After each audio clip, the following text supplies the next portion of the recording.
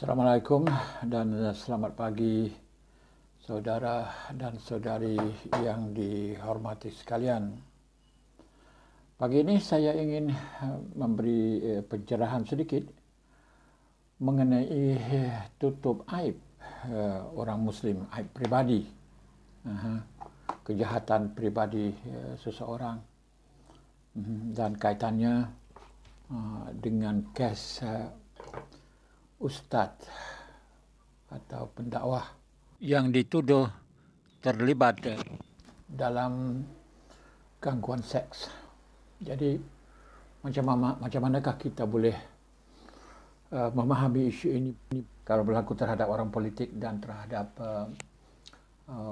menteri pemimpin negara? Ramai yang tidak dapat menerima.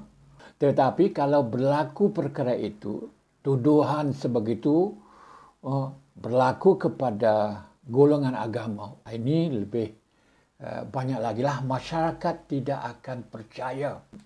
Tapi kita pasti percaya kepada polis. Nanti lihatlah apa yang akan dilakukan oleh polis.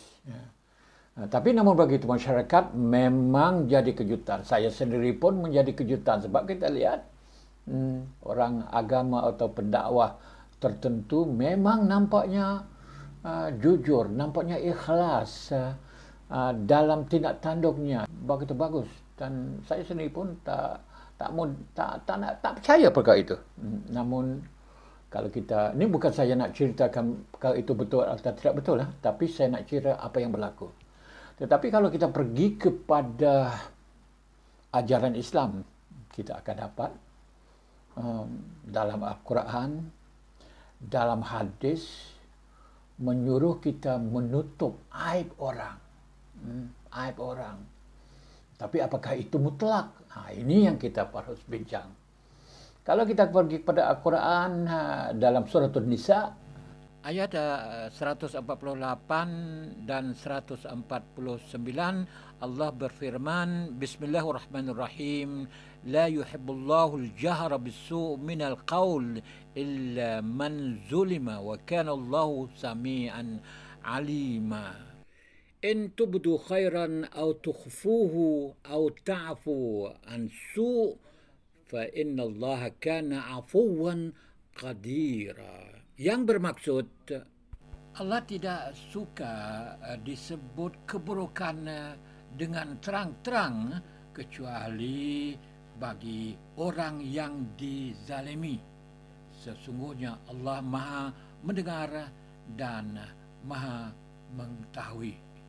Jika kamu menunjukkan kebaikan, menggantikan keburukan itu, atau menyembunyikan keburukan tersebut, atau mengampunkannya, maka sesungguhnya Allah Maha Pengampun dan Maha Kuasa. Jadi ada syarat juga, iaitu bukan semuanya kita tidak boleh mendedah orang yang melakukan perkara-perkara tidak baik. Illa man zulima, sudah tentu kalau ditafsirkan illa man zulima, kecuali orang yang kena zalim, artinya tidak mutlak kita menutup aurah, menutup aib seseorang itu bukan mutlak, tetapi ada ruang juga boleh. Kalaulah ada orang yang merasa dizalimi oleh pelaku kejahatan itu, pelaku maksiat itu, boleh didedah.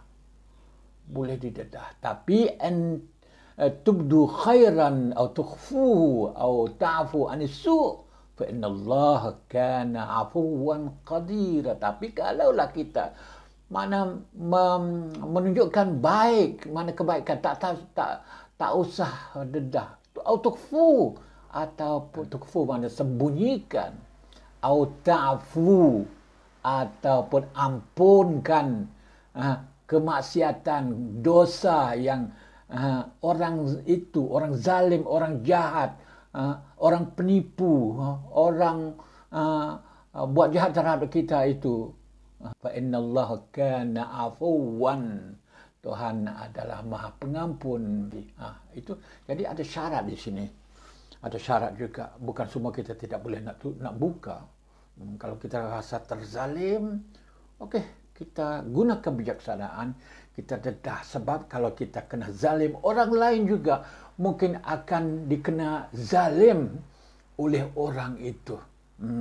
Ya, tapi secara umumnya memang begitulah. Islam melarang buka aib-aib pribadi orang. Jika kita merujuk kepada hadis, terdapat banyak sekali riwayat yang menyebut bahawa Nabi Muhammad SAW menuntut orang Muslim menutup aib atau keburukan seseorang, seperti hadis daripada Abi Hurairah radhiyallahu anhu, anna Nabi SAW qala man satara musliman satarahu Allahu fid dunya wal akhirah.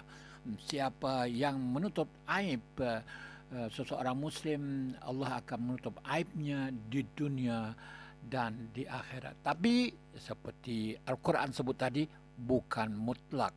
Ini sajalah untuk hari ini dan kita berjumpa lagi esok. Sekian, wassalam.